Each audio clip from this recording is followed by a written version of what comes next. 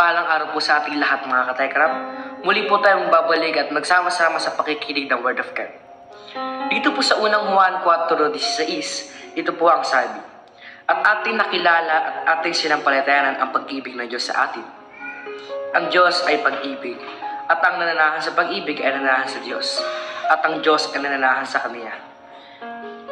Minsan po dahil sa mga problema at stress sa buhay, ay nakakalimutan po natin gawin ang mahalagang bagay na ito, gaya po ng pagmamahal. Kapag po ang pagmamahal ng Diyos ang pundasyon ng ating buhay, madali po tayong gawin ang magpatawad, ang maging papagbigay, mapagpasensya, mahinaon at marami pang magagandang asal. Patuloy po nating asamin ang pag-ibig ng Diyos sa Kanya, binubuhos para sa ating lahat. Tayo po'y manalangin.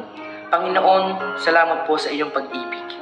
Aming dalangin na ito po ang aming magandang gabay dito sa lupa. Turuan niyo po kami na umibig gaya po ng pag-ibig niyo po sa amin. Sa ngalan po na Panginoong Jesus, Amen. Mag-ingat po palagi mga katekram, and God bless po. Love you po.